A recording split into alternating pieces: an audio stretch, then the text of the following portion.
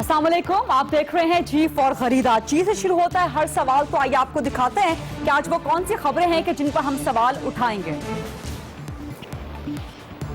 मुखालिफिन के शोर का सियासी तोड़ करने वज़ीर आज़म नवाज शरीफ आज पहुंचे इमरान खान के घर खैबर पख्तूनख्वा।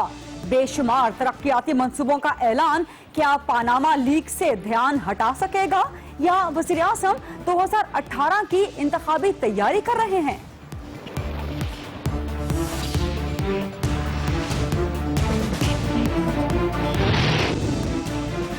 वज़ीर आज़म से पानामा लीक्स का हिसाब मांगने वाली तहरीक इंसाफ खुद कर्ज मुआफी की जवाबदही में फंस गई।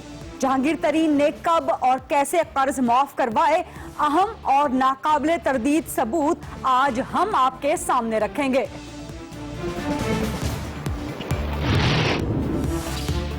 पानामा इंक्वायरी कमीशन के लिए अपोजिशन ताहाल अपने TORs सामने न ला सकी। 9 मई को नया तूफान सर उठाने को तैयार खड़ा है। तहकीकाती कमीशन कैसे बनेगा, किन TORs पे बनेगा, हुकूमत के या अपोजिशन के? पूरी कौम चीफ जस्टिस की वापसी की मुंतजिर है। मुत्तहिदा कौमी मूवमेंट के लिए लंदन से अच्छी खबरें नहीं आ रही। मनी लॉन्ड्रिंग केस में अल्ताफ हुसैन साथियों समेत गिरफ्तार हो सकते हैं। तफसीलात बताएंगे आपको प्रोग्राम में। और आइंदा माली साल के लिए 860 अरब का दिफाई बजट काबीना से मंजूर। पाकिस्तान अपना दिफाई बजट हर साल बढ़ा रहा है या घटा रहा है? पेचीदा गुत्थी सुलझाएंगे और समझाएंगे आज प्रोग्राम में। ये हैं आज की जी हिट्स। आपको दिखाते हैं आज का सवाल। आप ट्विटर अकाउंट जी फारूकी पर जा सकते हैं। आज का सवाल हमने वज़ीर आज़म के मासेहरा में किए जाने वाले खिताब और तरक्याती ऐलानात के बारे में किया है कि अवामी राब्ता मुहिम के सिलसिले में वज़ीर आज़म आज इमरान खान के घर खैबर पख्तूनख्वा में मौजूद हैं, तो वहाँ उनका खिताब आपको कैसा लगा? GFG हैशटैग लिख के आप राय दीजिए। आपकी राय हम प्रोग्राम में चलाते रहेंगे। और अब बढ़ते हैं आज की अपनी पहली स्टोरी की जानिब। पानामा लीक्स के हवाले से मुखालिफिन के सियासी वार के जवाब में वज़ीर आज़म ने अवामी हथियार उठा लिए हैं। तरक्की और खुशहाली के सफर पर निकला हूं। मैं कोई जलसों की जुलूसों की मुहिम पे नहीं निकला। हम धरनों का एजेंडा नहीं रखते। हम एजेंडा रखते हैं आपकी बेहतरी और खुशहाली का, आपकी कामयाबी का। हमने हवेलियां तक मोटरवे पे पहले काम शुरू किया और दूसरे मरले पर अब हवेलियां से शिंक्यारी मोटरवे शुरू हो रही है। एक नया पाकिस्तान बन रहा है। वो कहां बन रहा है? वो किधर है नया पाकिस्तान? कौन बना रहा है? मैं पूछना चाहता हूं वो कौन बना रहा है? ये तो अल्लाह के फल से हमारे मंसूबे हैं। नारेबाजों को छोड़े, वो अवाम आप खुद उनसे निपटेंगे इंशाअल्लाह। अगर पाकिस्तान की तरक्की की राह में हाइल हो गए तो ये अवाम तुम्हें उठा के बाहर फेंक देंगे। 2018 बिजली की किल्लत का खात्मे का साल होगा। गैस इंशाअल्लाह यहाँ पहुंचेगी। लैपटॉप बताएं, जितने कहेंगे लैपटॉप देंगे आपको, जितने कहेंगे इंशाअल्लाह। हमने अभी 2.5 रुपए बिजली अभी मजीद सस्ती कर रहे हैं। आज मैं मानसेरा से फेज 1 जाबा और जाबा से बालाकोट फेज 2 जैसे अभी कहा सुई गैस की फराहमी का ऐलान करता हूं। काला ढाका को बिजली की फराहमी के लिए मैं 20 करोड़ रुपए फराहमी का ऐलान करता हूं। मानसेरा बाईपास का भी ऐलान कर रहा हूं। ये सब वो ऐलानात थे जो वज़ीर आज़म नवाज शरीफ साहब ने आज मासेहरा में किए। वज़ीर आज़म नवाज शरीफ साहब जो कि मुखालिफिन के सियासी वारों के जवाब में अवामी हथियार उठा कर गए थे, उन्होंने खैबर पख्तूनख्वा के अवाम के लिए जो तरक्याती मंसूबों के ऐलानात किए वो तो आपने सुन लिए। वज़ीर आज़म साहब की बॉडी लैंग्वेज आप बहुत कॉन्फिडेंट थी, बहुत मजाक भी किए उन्होंने, बड़े कैंडिड अंदाज में उन्होंने अपने मुखालिफिन पर सियासी वार भी किए, उन्होंने जुमलेबाजी भी की। एक बार फिर से टांगें खींचने वालों को अवाम के जरिए सियासी मैदान से बाहर उठाकर फेंकने की भी वज़ीर आज़म साहब ने बात की। और उनकी बॉडी लैंग्वेज का अगर तज्जिया किया जाए तो वज़ीर आज़म साहब पानामा लीक्स का जो एक तूफान उठा हुआ है पूरे मुल्क में, उसको लेकर बिल्कुल भी किसी परेशानी में मुब्तला नजर नहीं आते थे। बिल्कुल रिलैक्स उनकी बॉडी लैंग्वेज थी और शायद उनके इन्हीं ताबड़तोड़ सियासी वारों के हवाले से मुखालिफिन पे और जो अवामी हथियार उन्होंने तरक्याती मंसूबों के हवाले से ऐलानात किए, शायद इन्हीं का असर था कि इमरान खान साहब जो कि नून लीग के गढ़ लाहौर में आज मौजूद थे, उन्होंने आज 2 दफा अपने कारकुनान से बात की। पहले मीडिया से टॉक की, उसके बाद कारकुनान से बात की और कहीं ना कहीं वो भी मुतासिर या परेशान नजर आए वज़ीर आज़म नवाज शरीफ के दौरे खैबर पख्तूनख्वा से, लेकिन इस परेशानी को उन्होंने भी मुस्कुराहट में और जुमलेबाजी में छुपाने की कोशिश की। क्या कहा था इमरान खान साहब ने वज़ीर आज़म के दौरे खैबर पख्तूनख्वा के बारे में, सुनिएगा।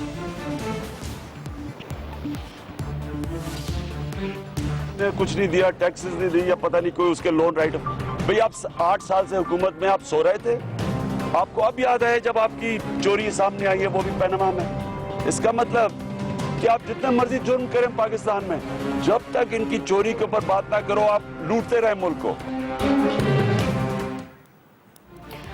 इमरान खान ने जब आज कारकुनान से खिताब किया तो उन्होंने वज़ीर आज़म नवाज शरीफ के दौरे खैबर पख्तूनख्वा का जवाब देते हुए कहा कि आप जितने भी दौरे कर लें, लेकिन आपको जवाब देना होगा पनामा लीक्स के हवाले से। इसी मामले पर मज़ीद बात करेंगे। मेरे साथ पाकिस्तान तहरीक इंसाफ के डिप्टी पार्लिमानी लीडर शाह महमूद कुरैशी साहब मौजूद हैं। अस्सलाम वालेकुम शाह साहब। वज़ीर आज़म नवाज शरीफ साहब गए हैं आज तहरीक इंसाफ के हुकूमती गढ़ खैबर पख्तूनख्वा में, और ना सिर्फ उन्होंने मुखालिफिन के सियासी वारों के जवाब में अवामी हथियार उठाए हैं, यानी कि तरक्याती मंसूबों का ऐलान किया है, बल्कि कहीं ना कहीं सियासी जुमलेबाजी भी की है। कहा है कि टांगी खींचने वाले बाज आ जाएं वरना अवाम उन्हें उठा के बाहर फेंक देंगे। क्या कहेंगे आप वज़ीर आज़म साहब के दौरे पर? बड़ी अच्छी बात है, उन्होंने ऐलानात किए हैं तो हमें खुशी है। खैबर पख्तूनख्वा के इलाके में अगर तरक्की होती है, लोगों का फायदा होता है, हमें खुशी है। शाह साहब आप कह रहे हैं कि आपको खुशी है, लेकिन वज़ीर आज़म साहब भी आज बड़े खुश नजर आ रहे थे। अपोजिशन के किसी भी प्रेशर में पनामा लीक्स के हवाले से वज़ीर आज़म नजर नहीं आ रहे थे। देखिए, हम क्यों कहते हैं कि परेशानी हो, खुदा न खास्ता उनको परेशानी नहीं होनी चाहिए। उन्हें सिर्फ कौम की तवक्कुआत के मुताबिक एक शफाफ तहकीक करवा दे। शाह साहब, जो आप शफाफ तहकीक की बात कर रहे हैं पनामा कमीशन के हवाले से, तो टर्म्स ऑफ रेफरेंसेस क्या वो बहुत ताखिर का शिकार नहीं हो गए? क्योंकि चीफ जस्टिस साहब वापस आने वाले हैं, 2 दिन रह गए उनकी वापसी में, तो उन्होंने वापस आकर कुछ ना कुछ तो इस पर फैसला, कुछ ना कुछ तो कदम उठाना ही है। अपोजिशन की तरफ से TORs अभी तक सामने नहीं आए। बिल्कुल नहीं, हमारी लीगल टीम्स ने TOR मुरतब कर लिए हैं। सुप्रीम कोर्ट की बार ने भी सजेशंस दी है, उनको मद्देनजर रखते हुए हमने अपना माइंड अप्लाई किया है और वो शेयर करेंगे दीगर ऑपोजिशन जमातों के साथ, और इंशाअल्लाह 2 तारीख को हम आसान किसी नतीजे पे पहुंच जाएंगे। शाह साहब, आप कह रहे हैं कि 2 तारीख को किसी न किसी नतीजे पे पहुंच जाएंगे, लेकिन मेरा सवाल फिर वही है कि चीफ जस्टिस साहब यकम को तशरीफ ले आएंगे और 2 को चूंकि वर्किंग वीक का पहला दिन होगा, तो कुछ ना कुछ तो चीफ जस्टिस साहब को फैसला लेना होगा, कुछ ना कुछ तो कौम को आगाह करना होगा। क्या आपके TORs बहुत लेट नहीं हो गए? अभी तक सुप्रीम कोर्ट के सामने, चीफ जस्टिस साहब के सामने TORs अपोजिशन के नहीं आए? बिल्कुल भी नहीं, अभी तो कमीशन तश्कील ही नहीं पाया। TOR कहाँ से लेट हो गए? अभी तो शाह साहब, कमीशन तो तब तश्कील पाएगा ना जब TORs फाइनल हो जाएंगे। नहीं, कमीशन तश्कील पाएगा, जस्टिस खत को देखेंगे, अपना माइंड अप्लाई करेंगे और फैसला करेंगे, और फिर TORs की बुनियाद पर कमीशन की कार्रवाई आगे बढ़ेगी। कोई घबराहट की बात नहीं है इसमें। अब शाह साहब, इन्हें TORs के हवाले से वज़ीर आज़म साहब ने आज मासहरा में जब गैर रस्मी बात हो रही थी खिताब के बाद मीडिया से, तो उन्होंने कहा कि TORs सबकी मुशावरत से बने थे, अपोजिशन की भी मुशावरत से बने थे। जी नहीं, वो मुशावरत से नहीं बने। मैं सद एहतराम इख्तलाफ करता हूँ, वो एक तरफा है, और अगर सबकी मुशावरत से बने होते तो फिर अपोजिशन इतराज क्यों कर रही होती? मंतिक की बात ही नहीं है। ठीक है, बहुत बहुत शुक्रिया। शाह महमूद कुरैशी तहरीक इंसाफ के डिप्टी पार्लिमानी लीडर हमारे साथ मौजूद थे। प्रोग्राम में शामिल करते हैं एक छोटी सी ब्रेक, और ब्रेक के बाद हम आपको एक्सक्लूसिव डॉक्यूमेंट्स दिखाएंगे। जहांगीर तरीन साहब ने कब और कैसे कर्ज माफ करवाए, कुछ अहम और नाकाबिले तरदीद सबूत आपके सामने रखेंगे।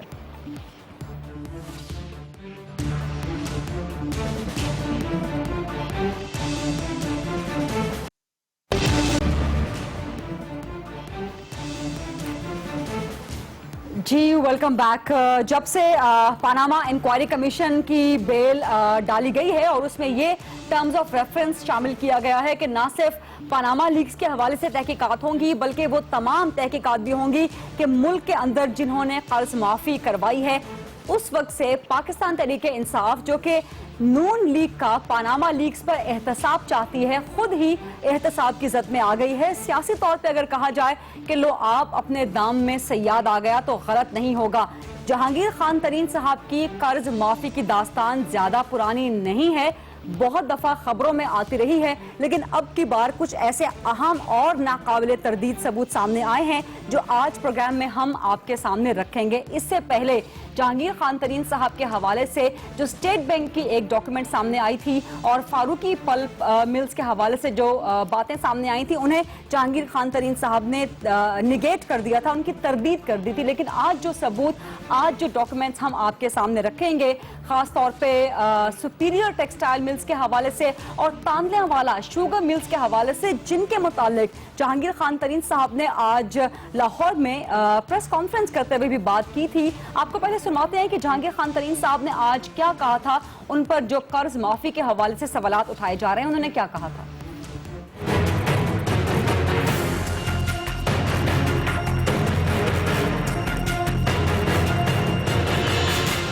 इस वक्त आप याद रखें, मैं डट के मुकाबला करूंगा।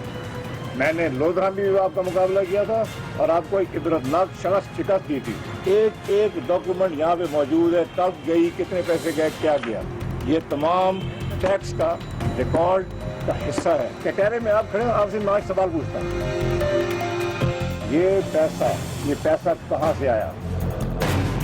ये आपकी हलाल की कमाई थी कि नहीं? अगर थी तो उसका रिकॉर्ड दिखाएं कि आखिर अगर ये हलाल की कमाई थी तो इसके ऊपर आपने टैक्स कितना दिया। तीसरा सवाल ये पूछ रही है कौम आपसे, हम भी पूछ रहे हैं, नवाज शरीफ साहब, ये पैसे आपने मुल्क से बाहर कैसे भेजे? ये रिकॉर्ड 24 घंटे में ले आए, 48 घंटे लगा लें, आप एक हफ्ते में ले आए। अगर आप एक हफ्ते में ये रिकॉर्ड कौम के सामने नहीं लाएंगे तो कौम यही समझेगी कि आप कसूरवार। एक ताने वाला शुगर मिल के बारे में मुझसे उन्होंने पूछा, मैं तो उससे रिजाइन कर चुका हूँ, हिस्सा मैंने बाद में उनको दे दिए थे। जवाब मैं इनकी हर डॉक्यूमेंट का दूंगा, मगर ये तो पूछो मुझ पे क्यों हमला कर रहे हो, ताने वाले किसकी है? जहांगीर खान तरीन साहब पूछ रहे थे कि तांदलेवाला शुगर मिल्स किसकी है, तो हम जहांगीर खान तरीन साहब को बता देते हैं कि तांदलेवाला शुगर मिल्स आपकी ही थी। जी हाँ, अभी आप डॉक्यूमेंट्स देखेंगे स्क्रीन पे चलते हुए, ये एक पर्सनल गारंटी है जो कि जहांगीर खान तरीन साहब ने साइन की हुई है। आप चलते हुए देख भी रहे हैं अपनी स्क्रीन पर, और इस पर्सनल गारंटी में कहा जाता है कि जहांगीर खान तरीन साहब की तरफ से कि 28 अक्टूबर 1991 को जो लोन हासिल किया गया था 83 मिलियन का, वो जहांगीर खान तरीन साहब अपनी रहे हैं और जहांगीर खान तरीन साहब ही प्रिंसिपली यानी कि बुनियादी तौर पे जिम्मेदार होंगे तांदलेवाला शुगर मिल्स की जानिब से कि जितना भी लोन 83 मिलियन रुपए का हासिल किया गया है, वो तमाम तर इंटरेस्ट, तमाम तर कॉस्ट, तमाम तर चार्जेस, तमाम तर एक्सपेंसेस जो कि उस वक्त ADBP जो कि अब ज़राई तरक्याती बैंक लिमिटेड है, उस वक्त ADBP हुआ करता था 90 की दहाई में, उसके हवाले करेगा। जहांगीर खान तरीन साहब की जानिब से तमाम लोन पे बैक किया जाएगा। और ये भी कहा गया है इस पर्सनल गारंटी में, और जो बैंकिंग कवानीन से वाकिफ हैं और लोन के मामलात से वाकिफ होते हैं वो जानते हैं कि पर्सनल गारंटी सिर्फ उस शख्स की तरफ से दी जाती है जो कि होली सोली किसी भी ऑर्गेनाइजेशन, किसी भी इदारे, किसी भी फैक्ट्री या किसी भी और बिजनेस का जिम्मेदार होता है। तांदलेवाला शुगर मिल्स, ये अहम नाकाबिले तरदीद सबूत जहांगीर खान तरीन साहब की तरफ से ADBP जो कि अब ज़राई तरक्याती बैंक है, उनसे 1991 में लोन हासिल किया गया 83 मिलियन रुपए का, जो कि 8 करोड़ से ज्यादा की रकम बनती है। लेकिन मुख्तलिफ वजूहात की बिना पर यह लोन पे बैक नहीं किया गया जहांगीर खान तरीन साहब की तरफ से, और इस लोन के पे बैक ना करने के लिए तांदलिया वाला की तरफ से एक रिपोर्ट सबमिट करवाई गई जो कि उनके जनरल मैनेजर फाइनेंस उस वक्त के अहमद जहांजेब खान उनकी तरफ से, जिसमें बताया गया कि तांदलिया वाला शुगर मिल्स को नुकसान हो रहा है। ये क्लेम भी हकीकत पर मबनी नहीं था, नुकसान में नहीं जा रही थी तांदलिया वाला शुगर मिल्स, जो कि जहांगीर खान तरीन साहब की अपनी थी, लेकिन बहरहाल क्लेम किया गया और साथ ही ये रिक्वेस्ट की गई एडीबीपी उस वक्त का बैंक, अब ज़राई तरक्याती बैंक, उनसे कि माफ करवाया जाए जो बाकी लोन बच चुका है। कितना लोन पे किया गया था, कितना माफ करवाया गया था, वो भी डिटेल्स हम आपको बताएंगे, लेकिन जरा कहानी हम आहिस्ता आहिस्ता आपके सामने रख रहे हैं। पर्सनल गारंटी पे जहांगीर खान तरीन साहब ने लोन हासिल किया और लिखा कि ये लोन जहांगीर खान तरीन ही वापस करने के जिम्मेदार होंगे तमाम तर सूद के साथ, और इस पे जहांगीर खान तरीन साहब के अपने सिग्नेचर भी हैं और उसके साथ उन्होंने अपने एसेट्स की तमाम डिटेल्स भी अटैच की थी, बैंक को प्रोवाइड की थी। उसके बाद जब 2 साल गुजरे, लोन पे बैक करने का टाइम आया, तो तांदलिया वाला शुगर मिल्स ने एक मौकिफ अपना लिया जो कि हकीकत पर मबनी नहीं था कि उनकी शुगर मिल्स चूंकि खसारे में जा रही है तो बाकी लोन वो पे नहीं कर सकते। वक्त गुजरता गया, लोन 8 करोड़ से बढ़ के 28 करोड़ तक जा पहुंचा, इंटरेस्ट की वजह से, दीगर कॉस्ट की वजह से, लेकिन तांदलिया वाला शुगर मिल्स जो कि जहांगीर खान तरीन साहब की थी उसकी तरफ से ये लोन पे बैक ना किया गया। यहां तक के वक्त ये आया कि 10 करोड़ का लोन माफ करवाया गया, और ये तांदलिया वाला शुगर मिल्स की अपनी आप डॉक्यूमेंट्स देख रहे हैं जो कि वाज़ेह तौर पर बताती हैं कि 8 करोड़ का लोन लिया गया था जो कि वक्त गुजरने के साथ साथ इंटरेस्ट सूद की वजह से 28 करोड़ हो गया, और उसमें से 10 करोड़ जहांगीर खान तरीन साहब ने माफ करवा लिया। इन तमाम डॉक्यूमेंट्स में वाज़ेह तौर पे लिखा हुआ है। इसके अलावा 2001 में जहांगीर खान तरीन साहब एक खत लिखते हैं ज़राई तरक्याती बैंक को, यानी कि एडीबीपी, जिनसे उन्होंने कर्ज हासिल किया था, और कहते हैं कि प्लीज अपने बैंक के रिकॉर्ड में से मेरा नाम डायरेक्टर्स की लिस्ट में से निकाल दीजिए, क्योंकि मैंने 1993 में तांदलिया वाला मिल्स की डायरेक्टरशिप से इस्तीफा दे दिया था। अपेरेंटली जहांगीर खान तरीन साहब का ये क्लेम दुरुस्त लगता है, लेकिन अगर आप कागजात को कंघालें तो उनका ये क्लेम भी नाकिस है, क्योंकि बैंक उसके बाद रिजेक्शन लेटर भी भेजता है उनके इस क्लेम के बारे में कि हम आपको अपने रिकॉर्ड में तांदलिया वाला शुगर मिल्स के डायरेक्टर्स की लिस्ट में से नहीं निकाल सकते, क्योंकि आपने पर्सनल गारंटी ली थी कि तमाम तर लोन वापस किया जाएगा। 1991 में लोन लिया गया। 1993 में जहांगीर खान तरीन साहब ने अपेरेंटली डायरेक्टरशिप से इसलिए मुस्ताफी होना मुनासिब समझा ताकि जो कर्ज माफी की जा रही है उसमें उनका नाम मुकम्मल तौर पे साफ रहे।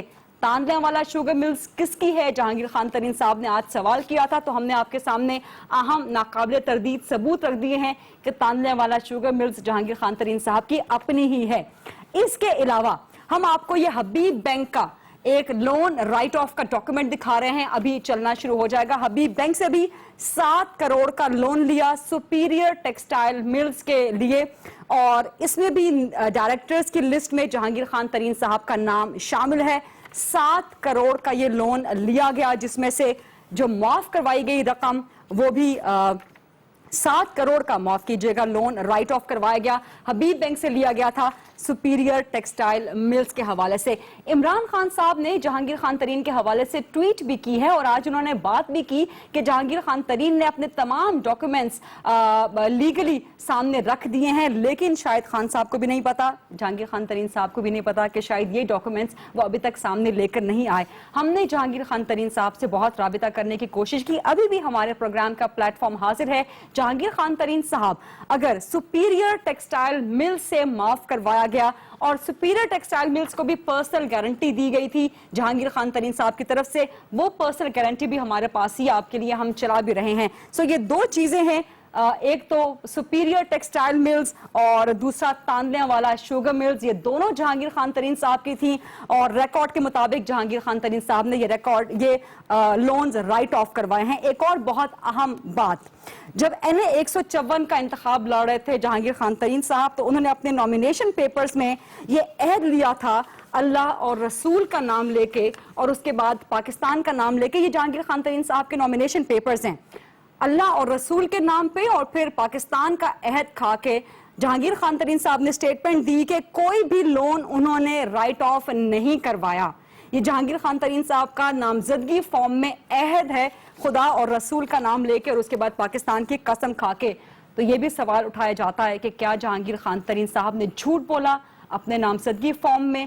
کیا وہ نااہل ہو سکتے ہیں؟ کیا وہ MNA بننے کے اہل ہیں؟ یہ تمام اہم ناقابل تردید ثبوت ہم نے آپ کے سامنے رکھ دیے ہیں۔ جہانگیر خان ترین صاحب کے لیے ہمارے پروگرام کا پلیٹ فارم حاضر ہے، اگر وہ اپنا موقف دینا چاہیں تو آ کر دے سکتے ہیں۔ آج بھی ہم نے بار بار ان سے رابطہ کیا، لیکن انہوں نے کہا کہ وہ پریس کانفرنس کر چکے ہیں، اپنا موقف مزید نہیں دیں گے۔ پروگرام میں شامل کرتے ہیں ایک چھوٹی سی بریک، اور بریک کے بعد ہم پاناما لیکس کے معاملے کو مزید ڈسکس کریں گے۔ چیف جسٹس صاحب کی واپسی کی پوری قوم منتظر ہے۔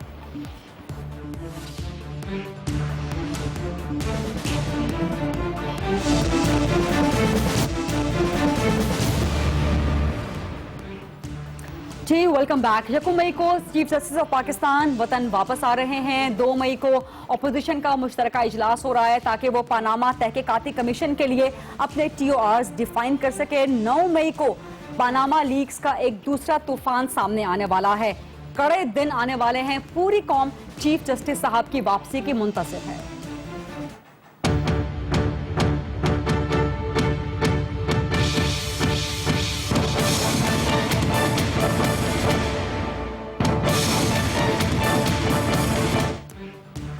مکمل امکان ہے کہ 1 مئی کو چیف جسٹس آف پاکستان انور سعید جمالی صاحب وطن واپس آ جائیں گے، جس کے بعد سپریم کورٹ کو انکوائری کمیشن کے لیے لکھے گئے خط کی قسمت کا فیصلہ بھی ہو جائے گا۔ لیکن یہاں پر کچھ سوال بہت اہم ہیں، یعنی کہ کیا اپوزیشن کے لیے جو ناقابل قبول TORs ہیں انکوائری کمیشن کے، کیا وہ سپریم کورٹ کے لیے چیف جسٹس صاحب کے لیے قابل قبول ہوں گے کہ وہ ان کی بنیاد پر پاناما کا انکوائری کمیشن تشکیل دے سکے؟ اور اگر سپریم کورٹ یا چیف جسٹس صاحب کے لیے وہ حکومتی ٹرمز آف ریفرنسز قابل قبول ہوں گے، تو جو اپوزیشن ٹرمز آف ریفرنسز تیار کرنا چاہ رہی ہے، جس کے لیے 2 مئی کو اپوزیشن کا مشترکہ اجلاس بھی ہو رہا ہے، پھر ان TORs کیا ہوگا؟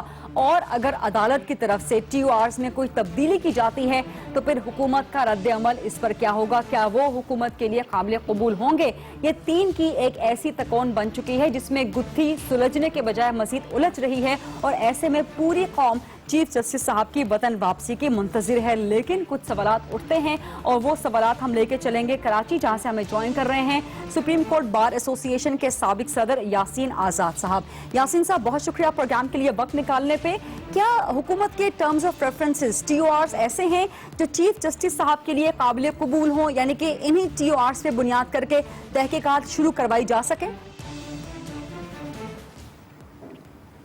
پہلی بات یہ ہے کہ سب سے پہلے جو صورتحال سامنے آئی وہ یہ تھی کہ پاناما لیک کے لیک ہونے کے بعد حکومت کی طرف سے ریٹائر جج صاحبان سے رابطہ قائم کیا گیا کہ وہ کمیشن کے سربراہ بنیں اور معاملات کو آگے بڑھائیں، لیکن پوری اپوزیشن نے پورے اتفاق رائے سے اس بات کا مطالبہ کیا کہ نہیں، چیف جسٹس آف پاکستان کی نگرانی میں کمیشن بننا چاہیے جو اس معاملے کو انویسٹیگیٹ کریں اور صورتحال کو ان کے سامنے لائیں۔ جہاں تک قانون کا تعلق ہے، 1956 کے ایکٹ کے مطابق جو ٹریبونل بنانا یا کمیشن بنانا وہ فیڈرل گورنمنٹ کا کام ہے، TOR بنانا بھی حکومت وقت کا کام ہے۔ جی لیکن اپوزیشن اگر یہ سمجھتی ہے کہ وہ TOR ان کے حالات کے مطابق نہیں، ان کی طبیعت کے مطابق نہیں ہے، تو بیسک ذمہ داری میرے نزدیک تمام اپوزیشن جماعتوں کی یہ بنتی ہے کہ وہ اس TOR کو پڑھیں، پڑھنے کے بعد وہ یہ بات طے کریں کہ اس کی کون سی شرط ایسی ہے جو ان کے لیے قابل قبول نہیں ہے، اور چیف جسٹس آف پاکستان کے پاکستان آنے سے پہلے جی تمام اپوزیشن جماعتوں کو یہ بات طے کر لینی چاہیے تھی کہ اس ٹرمز آف ریفرنس کے یہ نکات جو ہیں اپوزیشن کے لیے قابل قبول نہیں ہیں۔ لیکن مجھے اپوزیشن کی طرف سے کوئی پریکٹیکل سٹیپ سامنے نہیں آیا۔ درست کہہ رہے ہیں کہ یہ تو ابھی تک طے نہیں پایا، اپوزیشن متفقہ طور پہ TORs پہ ابھی تک رضامند ہو نہیں سکی، لیکن بہرحال فرض کر لیتے ہیں کہ اگر اپوزیشن اپنے متفقہ ٹرمز آف ریفرنسز تیار کر بھی لیتی ہے اور وہ خط لکھتی ہے سپریم کورٹ کو، تو پھر اس خط کی لیگل حیثیت کیا ہوگی؟ دیکھیں، جہاں تک خط لکھنے کا تعلق ہے، فیڈرل گورنمنٹ نے اپوزیشن کے ڈیمانڈ پر خط لکھ دیا۔ اب آنریبل چیف جسٹس پاکستان آنے کے بعد کیا سٹیپ اٹھاتے ہیں، وہ حکومت کی طرف سے جو ریکویسٹ کی گئی ہے کمیشن بنانے کا، اس کو قبول کرتے ہیں یا نہیں کرتے، یہ تو پوری قوم کو انتظار ہے ان کا کہ وہ پاکستان آنے کے بعد کیا فیصلہ کرتے ہیں۔ یہ تو تمام چیزیں ہیں، لیکن ایک بات ہمیں طے کر لینی چاہیے کہ جو یہ موجودہ صورتحال پاکستان کے عوام کے سامنے لائی گئی ہے اس میں خالی یہ ڈیمانڈ کرنا کہ کسی ایک خاندان کے خلاف انویسٹیگیشن ہونی چاہیے باقی کا نہیں ہونا چاہیے. میں تو یہ کہتا ہوں کہ مکمل طور پر احتساب ہونا چاہیے, بلا تفریق ہونا چاہیے, اور پاکستان کی پارلیمنٹ کے تمام ممبران جو قومی اسمبلی کے ممبر ہیں, سینٹ کے ممبر ہیں, صوبائی اسمبلی کے ممبر ہیں, یا جن لوگوں کے نام یہ آف شور کمپنیوں کے متعلق آیا ہے, ان تمام کے خلاف انویسٹیگیشن ہو جانی چاہیے. اور یہ بات طے ہو جانی چاہیے کہ جو الزامات ہم ایک دوسرے کے خلاف لگا رہے ہیں ان کو ثابت کرنے کے لیے ہم کیا کر سکتے ہیں, کیا نہیں کر سکتے. میرے خیال میں الزامات لگانا تو بہت آسان کام ہے, لیکن قانون کے مطابق ان الزامات کو ثابت کرنا ایک مشکل کام ہوتا ہے. اور جس طرح آپ نے دیکھا ہوگا کہ کل سینٹ کا اجلاس ہوا, سینٹ کے جو اجلاس کے کمیٹی کا جو اجلاس ہوا, انہوں نے باقاعدہ اس بات پہ تشویش کا اظہار کیا ہے کہ جو کچھ شور شرابہ اس وقت پورے پاکستان میں ہو رہا ہے اور پاناما لیک کے حوالے سے جو انویسٹیگیشن کا جو طریقہ کار ہوگا یا جو آپ ڈاکومنٹری ایویڈنس حاصل کرنے چاہیں گے, آپ کے پاس کوئی ایسا قانون ہے ہی نہیں ہے کہ کسی ملک سے کوئی ڈاکومنٹری ایویڈنس کلیکٹ کر سکیں. اسی سوال پہ آ رہی تھی کہ ایک تو معاہدہ نہیں ہے کسی ملک کے ساتھ کہ آپ کچھ ایویڈنسز یا کچھ فیکٹس وہاں سے منگوا سکیں یا کوئی بھی ڈیٹیلز منگوا سکیں. پھر جو protection of economic reforms act 1992 ہے وہ بھی ریسٹرکٹ کر دیتا ہے کہ پاناما لیکس کی معاملات کا یا اس کے ملتا جلتا کوئی بھی معاملہ تحقیقات تک پہنچ سکے. تو ان سب چیزوں کو سامنے رکھتے ہوئے کیا چیف جسٹس صاحب کے لیے ممکن ہوگا کہ وہ انکوائری کمیشن کی سربراہی قبول کر لیں جبکہ انہیں معلوم ہوگا کہ یہ تمام لمیٹیشنز ہیں انویسٹیگیشنز کی؟ دیکھیں, یہ بات تو چیف جسٹس صاحب کی ثوابدید پہ ہے کہ وہ پاکستان آنے کے بعد کیا سٹیپ لیتے ہیں. میں کیا رائے کرنے کے لیے تیار نہیں ہوں, لیکن میں یہ سمجھتا ہوں کہ جو اس وقت کی جو صورتحال ہے, اس صورتحال سے پوری قوم کو نکالنے کے لیے چیف جسٹس آف پاکستان کو حکومت کی طرف سے جو ریکویسٹ کی گئی ہے, مجھے اندازہ ہے کہ شاید ملک کے انٹرسٹ میں یا پاکستانی قوم کے انٹرسٹ میں وہ اس چیز کو قبول کریں, اور قبول کرنے کے بعد وہ اس کمیشن کی سربراہی خود لیتے ہیں یا آگے بعض جج صاحبان کو نامینیٹ کرتے ہیں. ٹرمز اینڈ کنڈیشن کو دیکھنے کے بعد وہ یہ کہ بتاتے ہیں کہ کیا ہونا چاہیے کیا نہیں ہونا چاہیے. یہ تو ڈیپینڈ کرتا ہے چیف جسٹس پاکستان کی ثوابدید پر. ہمیں 2 مئی تک ان کا انتظار کرنا چاہیے. منڈے کو آنے کے بعد وہ کیا فیصلہ کرتے ہیں وہ سامنے آ جائے گا. لیکن 2 مئی کے بعد میرے خیال میں آج طے ہو جانی چاہیے 2 مئی کے بعد. لیکن ایک بات جو ہے وہ یہ طے ہو جانی چاہیے کہ کسی انڈیویجل کے خلاف نہیں بلکہ پاکستان کے ان تمام لوگوں کے خلاف جن کے خلاف الزامات کی بھرمار ہے, ان سب کے خلاف وہ ٹریبونل جو ہے نا اپنی انویسٹیگیشن کمپلیٹ کرے. یاسین صاحب, یہی سوال لے کے میں آپ کی طرف آنا چاہ رہی تھی کہ 2 مئی کے بعد پھر 9 مئی بھی آنا ہے. 9 مئی کو ایک پاناما 2 آنا ہے, کچھ مزید انکشافات سامنے ہونے ہیں. تو کیا چیف جسٹس صاحب کے لیے یہ ممکن ہوگا کہ وہ اس معاملے کو, خط کا جواب دینے کے معاملے کو, خط کے سلسلے میں کوئی فیصلہ لینے کے معاملے کو 9 مئی کے بعد تک مؤخر کر دیں؟ دیکھیں, ظاہر ہے کہ چیف جسٹس پاکستان کے پاکستان آنے کے بعد جو ان کے اپنے جج صاحبان ہیں سپریم کورٹ کے, ممکن ہے ان تمام کو اعتماد میں لیں, اور اعتماد کے لینے کے بعد فل کورٹ میٹنگ بھی ہو سکتی ہے, اور فل کورٹ میٹنگ کے اندر سپریم کورٹ کے جج صاحبان متفقہ طور پر کوئی فیصلہ کر سکتے ہیں. یہ تو آنے والا وقت بتائے گا.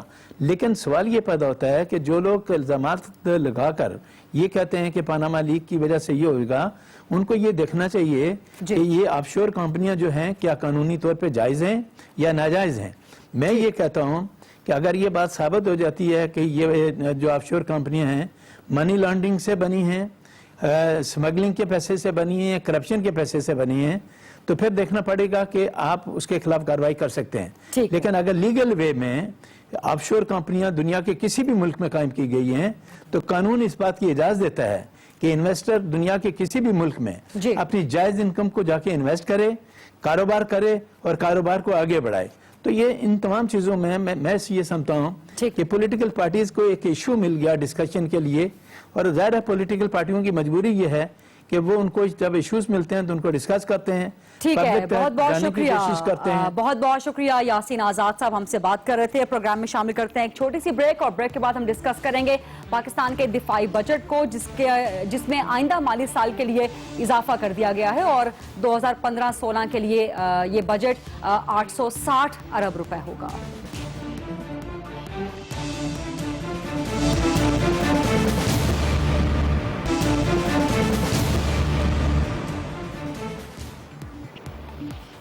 जी वेलकम बैक। अगले माली साल के लिए पाकिस्तान के दिफाई बजट में इजाफा कर दिया गया है और अब ये 860 अरब रुपए होगा।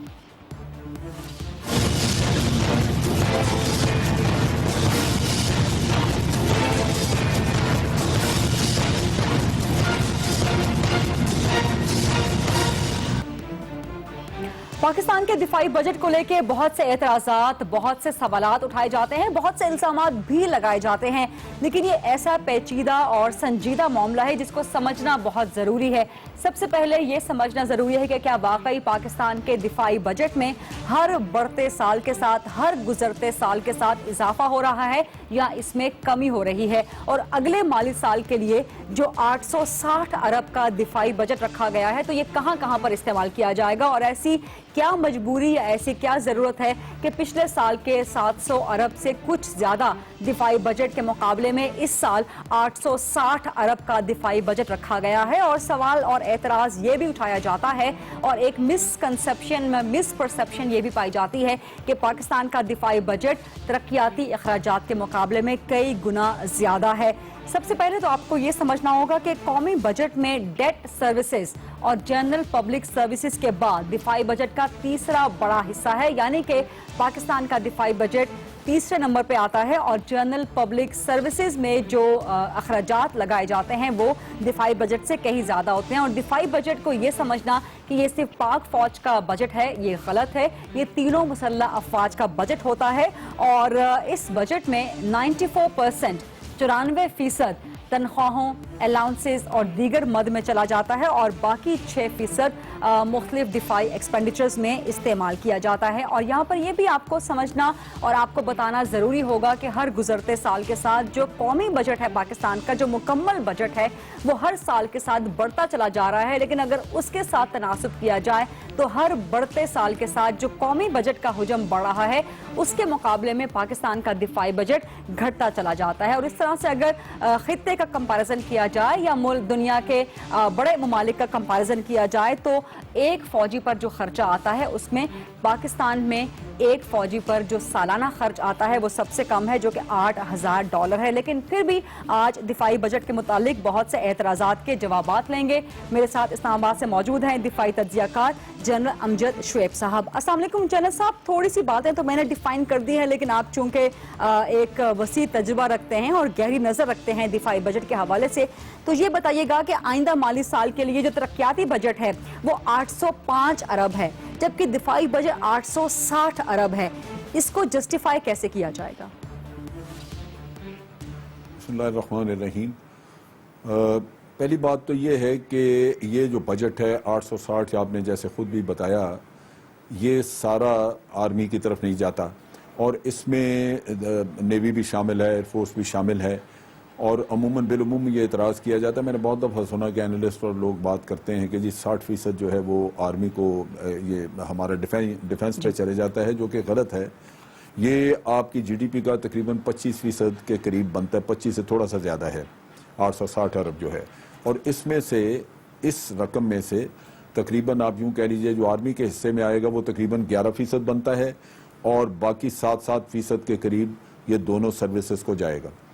तो उस लिहाज से ये कोई बहुत ज़्यादा पैसा नहीं है।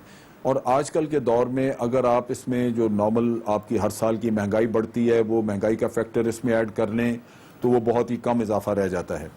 उसके साथ साथ जब आज आप ऑपरेशंस कर रहे हैं तो सबसे बड़ा जो मसला है इसमें वो ये है कि आपके इक्विपमेंट की वेयर एंड टेयर बहुत ज़्यादा हो रही है। आपकी ख़ास तौर पे जो आपके हेलीकॉप्टर्स बहुत इस्तेमाल हो रहे हैं, ट्रांसपोर्ट बहुत ज़्यादा इस्तेमाल हो रही है, इनकी मेंटेनेंस जो है अगर नहीं होगी, इन पे खर्चा नहीं किया जाएगा तो ये इक्विपमेंट बिल्कुल जंक बन के बर्बाद हो जाएगा। चुनाचे उनके ऊपर भी खर्चा है। उसके अलावा थोड़ा बहुत खर्चा आप अपनी अकोमोडेशन और उसकी मेंटेनेंस पे भी करते हैं ताकि ये चीज़ें ख़राब ना हो जाएं। तो इस तरह अगर आप सारा और बाकी आपने जैसे देखा कि 90-94% के करीब तो तनख्वाहों में चले जाता है। और जब आपने अपनी तनख्वाहें नहीं देनी, अगर लोगों को वो ना दें तो वो आप सोच लीजिए कि फिर क्या होगा यहाँ पे हाल।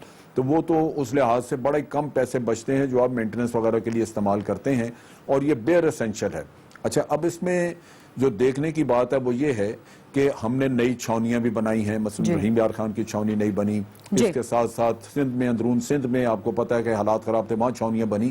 یہ ساری زمین جو خریدی جاتی رہی ہے، جس کے اوپر چھاونیاں بنتی رہی ہیں، یہ آرمی اپنے ویلفیئر کے پیسوں سے، جو یہ آپ دیکھتے ہیں کہ مختلف ادارے ہم چلاتے ہیں جن سے کہ کمرشل ہمیں انکم ہوتی ہے کوئی تھوڑی بہت، آرمی اس سے خرچہ کر کے کرتی رہی، کیونکہ ہمیں اندازہ ہے کہ ہماری جو حکومت ہے یا قوم وہ اتنا بڑا بوجھ نہیں لے سکتی. پیچھے آپ کو یاد ہوگا کہ جنرل کیانی کے وقت میں انہوں نے نیا جی ایچ کیو بن رہا تھا اسلام آباد میں، جبکہ ایئر فورس کا ہیڈ کوارٹر بنا، لیکن انہوں نے اپنا بنانے سے انکار کر دیا اس وجہ سے کہ پیسہ نہیں تھا اتنا. اور یہیں جنرل امجد شعیب صاحب بہت بہت شکریہ. وقت میرے پاس ختم ہو گیا ہے، لیکن اس حوالے سے آپ کو زحمت دیتے رہیں گے. یہ تھا آج کا پروگرام، دیکھنے کا شکریہ. اللہ حافظ.